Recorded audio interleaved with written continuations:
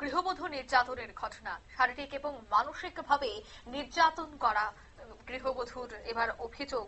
থানায় দ্বারস্থ হয়েছেন এই গৃহবধূ। ঘটনা বিশালগড় উত্তর রাউতখোলা এলাকার জয়নাল আবদিনের মেয়ে আকলিমা বেগমের সামাজিকভাবে বিয়ে হয়েছিল অরবিন্দনগরের রজত আহমেদের সাথে। অভিযোগ রয়েছে যে বিয়ের পর থেকেই গৃহবধূর উপর মানসিক এবং শারীরিক অত্যাচার চালাতো স্বামীর বাড়ির লোকজন। তার মধ্যেই তাদের একটি পুত্র সন্তানও হয়।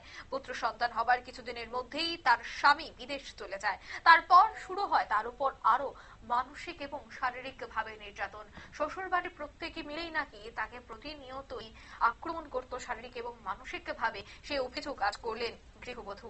পরে তিনি বিশালগড় মহিলা থানাতেও দ্বারস্থ হয়েছেন। কি বলছেন সংশ্লিষ্টরা শোনাবো।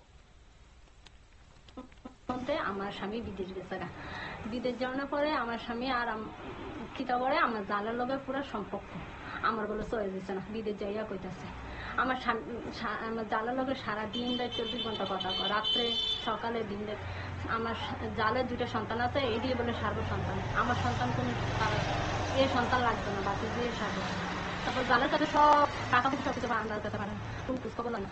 তাও 3 বছর তখন আমার পঞ্চায়েতের মিটিং এ শুনলেন গৃহবধূর এই বক্তব্য। অর্থাৎ একাধিক অভিযোগ রয়েছে গৃহবধূ এবং তার শিশুপুত্রের উপর নির্যাতনের অভিযোগ তিনি এনেছেন। এখন দেখার বিষয় যে এই অভিযোগের পরিপ্রেক্ষিতে পুলিশ তদন্তে যদি সত্যি তার শ্বশুর বাড়ির বিরুদ্ধে যে অভিযোগগুলি রয়েছে তার সত্যতা মিলে, তবে তাদের বিরুদ্ধে কি পদক্ষেপ গ্রহণ করা হয় সেটাই দেখার। নিয়ে নিচ্ছে ছোট্ট একটি বিজ্ঞাপন বিরতি। সঙ্গে থাকুন।